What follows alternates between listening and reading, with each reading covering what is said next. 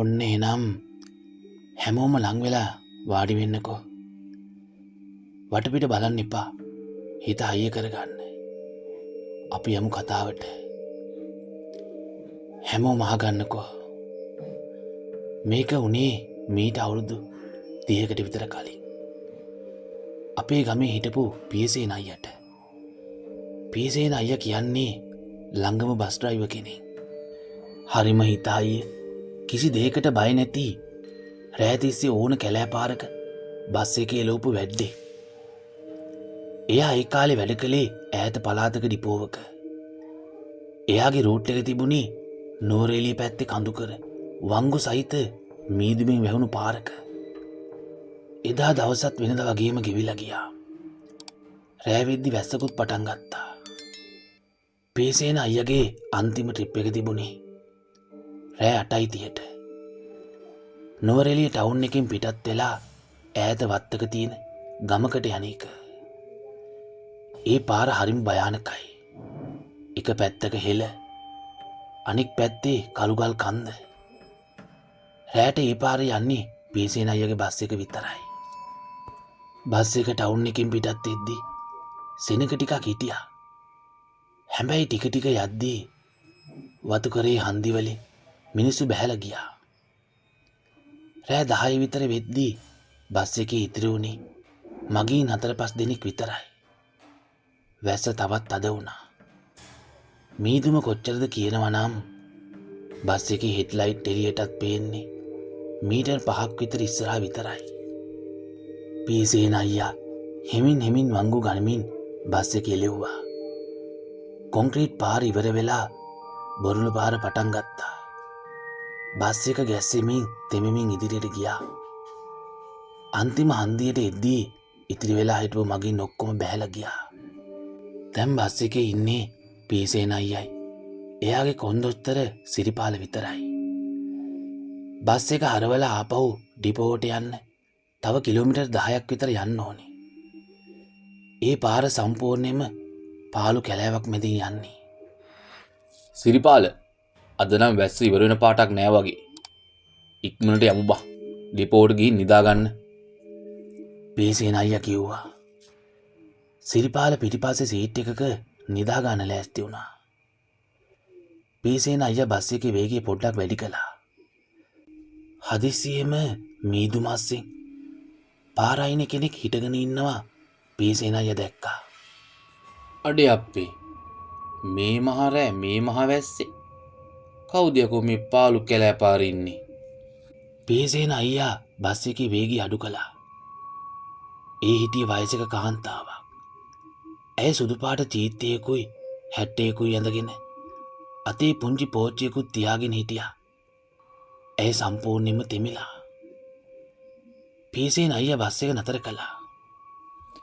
අම්මේ, මේ මහරෑ කොහෙ යන්නද? නගින්න බස් එකට. එයා කිව්වා. ඒ මිනිස්සයා මොකුත්ම නොකිය බස් එකට නැංගා. ඇය කොන්දොස්තර ළඟට ගියේ නෑ. කෙලින්ම ගිහින් බස් එකේ මැද හරිය සීට් එකක ඉඳගත්තා. පියසේන අයියා කණ්ණාඩියෙන් බැලුවා. ඇය පාත් වෙලා අර පෝච්චිය දිහා බලාගෙන ඉන්නවා. ඇයගේ මූණ පේන්නේ නෑ. බස් එක ආයෙත් ඉදිරියට ගියා. සිරිපාල ඇහැරිලා බැලුවා. ඒ කවුද අයියේ? සිරිපාල ඇහුවා. දන්නේ නෑ සිරිපාල. පාර අයිනේ හිටියා. තෙමිලා හිටපු නිසා නැංගුවා. පියසේන අයියා කිව්වා. ටික වේලාවක් යද්දී බස් එක ඇතුලේ අමුතුම සීතලක් දැනෙන්න ගත්තා. ඒක සාමාන්‍ය වැස්සක සීතලක් නෙවෙයි. හිරිගඳු පිපෙන විදිහේ සීතලක්. ඒ එක්කම බස් එක පුරාම පිළිගඳක් නරක් වෙච්ච මස් ගඳක් පැතිරෙන්න ගත්තා. සිරිපාල නහය වසා ගත්තා. අයියේ, මොකක්ද ඒ ගඳ? පියසේන අයියා කණ්ණාඩියෙන් අර ගැහණිය දිහා බැලුවා. ඇය තවමත් එහෙමමයි. හැබැයි ඇයගේ සුදු ඇඳුම දැන් තෙතමනයට වඩා රතු පාටක් වෙලා වගේ පෙනුණා. පියසේන අයියාගේ හිතට පළමු වතාවට බයක් දැනුණා. ඒත් එයා ඒක පිටට පෙන්නන්නේ නැතුව බස් එක එලෙව්වා. කැලෑව තවත් තද වුණා. හදිසියෙම බස් එකේ ඇතුලේ ලයිට් එක පාටම නිවිලා ගියා. බස් එක කළුවරේ ගිලුණා. පීසෙන් අයියා බ්‍රේක් එක පෑගුවා. කොහොම හරි හෙඩ්ලයිට් විතරක් වැඩ කළා. එයා කණ්ණාඩියෙන් බැලුවා. අනේ දෙවියනේ, අර ගැහණිය හිටපු සීට් එක දැන් හිස්. ඇයි කොහෙ ගියාද? දොරවල් වහලා. බස් එක යමින් තිබුණේ. සිරිපාලත් කෑ ගැහුවා. අයියේ ඒ ගෑණි නෑ. කොයිද ගියේ? පීසෙන් අයියා බස් එක නතර කරලා ටෝච් එක අරන් පිටිපස්සට ගියා. සීට් එක උඩ වතුර පාරක් විතරක් තිබුණා. දොරවල් ජනෙල් ඔක්කොම වහලා. සිරිපාල බයින් වෙවුලන්න ගත්තා. පීසෙන් අයියාගේ ඇඟත් හීතල වුණා. යමු සිරිපාල, ඉක්මනට යමු. පීසෙන් අයියා කිව්වා. ඇත්තට මේ ගැහණිය කවුද? ඇයි කොහොමද බස් එකෙන් අතුරුදහන් වුනේ? පීසෙන් අයියා බස් එක ස්ටාර්ට් කරලා වේගෙන් ඉදිරියට පැදෙව්වා. හැබැයි භයානකම දේ සිද්ධ වෙන්න තිබුණේ ඊළඟට. ඉතින් ආගන්නකො කොල්ලනේ ඊළඟට වුණ දේ. අර අද්භූත ගැහණිය බස් එකෙන් අතුරුදහන් වුණාට පස්සේ පීසෙන් අයියයි සිරිපාලයි අන්ත අසරණ වුණා. පීසෙන් අයියා හිත අයිය කරගෙන බස් එක වේගෙන් ඉදිරියට පැදෙව්වා. සිරිපාල බයින් ගැහි ගැහි පිටිපස්සේ සීට් එකක ගුලි වෙලා හිටියා. වැස්ස තවත් අද වුණා. මීදුම කොච්චරද කියනවා නම් බස් එකේ හෙඩ්ලයිට් එළියටත් පේන්නේ මීටර් 2-3ක් විතරයි. පාර හරියට පේන්නේ නැහැ. පීසෙන් අයියා වංගු ගනිමින් හෙමින් බස් එක එලෙව්වා. හදිස්සියෙම බස් එක ඇතුලේ ලයිට් එක පාටම පත්තු වුණා. සිරිපාල කෑ ගැහුවා. අයියේ ලයිට් පත්තු වුණා. පීසෙන් අයියා කණ්ණාඩියෙන් බැලුවා. ඇත්තටම ලයිට් පත්තු වෙලා. හැබැයි බස් එක ඇතුලේ කවුරුත් නැහැ. අර පිළිකඳ තවමත් තියෙනවා. පීසෙන් අයියා බස් එක එලෙව්වා. ටික වේලාවක් යද්දී බස් එකේ ඉස්සරහා වීදුරුවට කවුරු හරි තට්ටු කරනවා වගේ සද්දයක් ඇහුණා. පීසෙන් අයියා බැලුවා. කවුරුවත් නැහැ. වැහි වතුර වීදුරුව දිගේ ගලාගෙන යනවා විතරයි. හැබැයි ඒ තට්ටු කරන සද්දය දිගටම ඇහුණා. පීසෙන් අයියාගේ හිතට බයක් දැනුණා. එයා බස් එකේ වේගය අඩු කළා. සිරිපාල පස්සෙන් කෑ ගැහුවා. අයියේ වීදුරුවට තට්ටු කරනවා. කවුද? පීසෙන් අයියා මොකුත්ම නොකියා බස් එකේ එලෙව්වා. කැලෑව තවත් අද වුණා. හදිස්සියෙම පාර මැද මීදු මස්සෙන් කවුරු හරි හිටගෙන ඉන්නවා පීසෙන් අයියා දැක්කා. ඒ අර වයසක ගැහණිය. ඇය පාර මැද හිටගෙන බස් එක දිහා බලාගෙන ඉන්නවා. පීසෙන් අයියා බ්‍රේක් එක පෑගුවා. බස් එක නතර වුණා. ඇය බස් එකට ලං වුණා. ඇයගේ මුහුණ පේන්නේ නැහැ. හැබැයි ඇයගේ අතේ තිබුණු පෝච්චියෙන් දුමක් පිට වෙනවා වගේ පෙනුණා.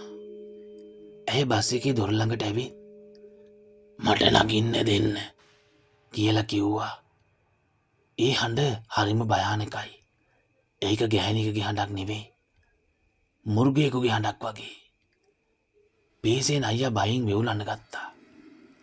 සිරිපාල පිටිපස්සෙන් කෑ ගැහුවා. අයියේ දොර අරින්න එපා. ඒ හොල්මන. පීසෙන් අයියා මොකුත්ම නොකියා බස් එක එලෙව්වා. බස් එක ඇය පහු කරගෙනම ඉදිරියට ගියා. පීසෙන් අයියා බස් එකේ වේගයෙන් පැදෙව්වා. එයාට ඕන උනේ ඉක්මන ඩිපෝවට යන්න. හැබැයි මීදුම තවත් අද වුණා. පාර හරියටම පේන්නේ නැහැ.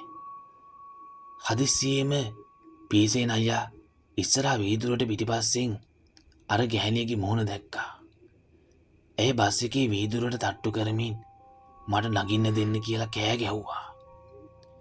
ඇයගේ ඇස් වලින් ගිනි පිට වෙනවා වගේ පෙනුණා. පීසෙන් අයියා බයෙන් කෑ ගැහුවා. එයා බ්‍රේක් එක පෑගුවා. හැබැයි බස් එක නතර වුණේ නැහැ. බස් එකේ බ්‍රේක් එක වැඩ කළේ නැහැ. බස් එක වේගෙන් ඉදිරියට ගියා. පීසේන අයියා බස් එක පාලනය කරන්න උත්සාහ කළා. හැබැයි බස් එක වංගුව ගනිද්දි පාරෙන් ඉවතට ගියා. බස් එක හෙලට වැටෙන්න ලං වුණා. පීසේන අයියා බයින් කෑ ගැහුවා. එයා හිතුවා තමන්ගේ ජීවිතේ ඉවරයි කියලා. හැබැයි එක පාරටම බස් එකේ හෙඩ්ලයිට් එළියට පාර අයිනේ තිබුණු පුංචි බුදු පිළිමයක් පෙනුණා.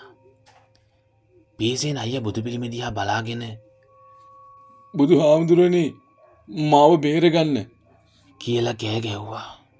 ඇත්තටම බුදු පිළිමේ දැක්කාම බස් එකේ බ්‍රේක් එක වැඩ කරන්න ගත්තා. බස් එක නතර වුණා. පීසේන අයියා බයින් ගැහි ගැහි බස් එකකින් බැස්සා. සිරිපාලත් බස් එකකින් බැස්සා. දෙන්නම බුදු පිළිමේ ළඟට ගිහින් වැඳ වැටුණා. ඇත්තටම පීසේන අයියා බේරුණේ බුදු පිළිමේ හාස්කමෙන්ද? අර ගැහණිය කවුද? ඇයි කොහේ ගියාද? පීසේන අයියා බුදු පිළිමේ ළඟ ටික වෙලාවක් ඉඳලා ආයෙත් බස් එකට නැංගා. බස් එක ස්ටාර්ට් කළා. හැබැයි භයානකම දේ සිද්ධ වෙන්න තිබුණේ ඊළඟට. ඉතින් ගනිල්ලකෝ. බුදු පිළිමේ ගාව බස් එක නතර වුණාට පස්සේ පීසේන අයියටයි සිරිපාලටයි පපුව ගැහෙන සද්ද එළියට ඇහෙනවා වගේ දැනුණා.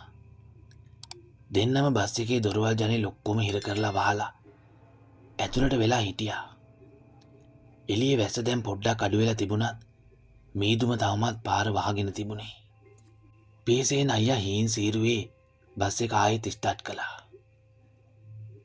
සිරිපාල දැන් මොනවා වුණත් බස් එක නවත්තන්නේ නැහැ. බුදු සරණයි කියලා අපි ඩිපෝවට යමු. පීසේන අයියා ගැහෙන අඩින් කිව්වා. බස් එක හෙමින් හෙමින් ඉදිරියට ඇදුනා. පුදුම වැඩක්. අර පිළිගන්න දැන් නැහැ. ඒ වෙනුවට බස් එක ඇතුලේ අමෝතුම පාළු ගතියක් විතරයි තිබුණේ. ඩිපෝවට ළඟා වෙද්දී රෑ 12 විතර වෙලා. පීසේන අයියයි සිරිපාලයි බස් එක ඩිපෝවේ ගාල් කරලා කාටවත් මොකොත් නොකියාම විවේකාගාරයට ගිහින් ඇඳන් උඩට වැටුණා. ඒ දෙන්නටම එළි වෙනකන් නිින්ද ගියේ නෑ. ඇස් පිය වෙන හැම වෙලාවකම අර ගැහණියගේ රතු වෙච්ච සුදු ඇඳුමයි අතේ තිබුණු පෝච්චියයි පේන්න ගත්තා. පහවදා උදේ පීසේන අයියා තීරණය කළා මේ ගැන ඩිපෝවේ හිටපු පරේරම ඩ්‍රයිවර් කෙනෙක් වුණ ගුණරත්න මාමගෙන් අහන්න. ගුණරත්න මාමා අවුරුදු 30ක් තිස්සේ මේ පාරවල් වල බස් එලවපු කෙනෙක්. ගුණරත්න මාමි ඊයේ අපිට පාරදී අමුතුම සිද්ධියක් වුණා. සුදු ඇඳගත්ත වයසක මිනිහෙක් නැංගා. පස්සේ අතුරුදහන් වුණා. ආයෙත් පාර මැද හිටියා. පීසේන අයියා වෙච්ච දේ ඔක්කොම කිව්වා. ගුණරත්න මාමා ලොකු සුසුමක් කෙලලා පීසේන අයියාගේ කරට අතක් තියාගත්තා. පීසේන උඹලා දෙන්න බේරලා තියෙන්නේ පෙර පිනකට බා. ඔය ගැහණිය ගැන මම දන්නවා. මීට අවුරුදු 10කට විතර කලින් ඔය පාරේ තිබුණු වංගුවකදී වෑන් එකක් පෙරලිලා ලොකු අනතුරක් වුණා. ඒ වෑන් එකේ හිටපු වයසක අම්මා කෙනෙක් තමන්ගේ මුණුබුරාට කිරි දීගෙන එන පෝච්චිකුත් අතේ තියාගෙන තමයි ඒ අනතුරෙන් මිය ගියේ. පීසේන අයියාගේ ඇඟ සීතල වෙලා ගියා. ඉතින් මාමි ඒ අම්මා ඒ වෙලාවේ මැරුණේ තමන්ගේ මුණුබුරා බේරා ගන්න බැරි වුණා කියන දැඩි වේදනාවෙන්. එදා ඉඳන් ඔය පාළු පාරේ රැට ඒ අම්මා යන බස් වලට වාහන වලට අත දානවා. ගොඩක් වෙලාවට ඒ වාහන අනුතුරට ලක් වෙනවා. උඹලා බුදු පිළිමිය ගාව බස් එක නැවැත්තුවා කිව්වා නේද? අන්න ඒ නිසා තමයි ඒ ආත්මයට උඹලා ළඟට එන්න බැරි වුණේ. ගුණරත්න මාමා විස්තර කළා. පීසේන අයියට එදා තමයි තේරුණේ තමන් මොහොන දුන්නේ මළගිය ප්‍රාණකාරයෙකුට කියලා. එදාම හවස පීසේන අයියයි සිරිපාලයි පන්සලට ගිහින් ඒ මියගිය කාන්තාව වෙනුවෙන් පින් අනුමෝදන් කරලා දානයක් දුන්නා. එදායින් පස්සේ පීසේන අයියා කවදාවත් රෑ ට්‍රිප් එකේදී පාළු තැන්වල බස් එක නතර කළේ නෑ. හැමදාම බස් එකේ ඉස්සරහා බුදු පිළිමයක් තියාගත්තා. පිරිත් නූලක් ගැට ගහගෙන තමයි එයා රාජකාරී කළේ. අදටත් නුවරඑළිය පැත්තේ ඒ පාළු වංගුව ගාවින් යද්දි පීසේන අයියා නොදිනීම ඇඟිලි ටික එකතු කරලා නල්ලේ තියාගෙන වඳිනවා. මේ කතාව අපිට කියන්නේ එකම දෙයයි කොල්ලනේ. මේ ලෝකේ අපිට නොපෙනෙන බලවේග ඕන තරම් තියෙන්න පුළුවන්. ඒත් අපි ධාර්මිකව භක්තියෙන් ඉන්නවා නම් ඒ හැම දෙයකින්ම අපිට ආරක්ෂාව ලැබෙනවා. පීසේන අයියා අදටත් ජීවතුන් අතර ඉන්නවා. හැබැයි එදා රෑ ඒ අద్භූත ගැහැණියගේ මූණ නම් එයාට කවදාවත් අමතක වෙන්නේ නැහැ. හොඳයි කොල්ලනේ. එහෙනම් සුබ රාත්‍රියක්. මතක ඇතිව channel එකට sub එකක් දාගෙනම යමු කොල්ලනේ. තෙරුවන් සරණයි.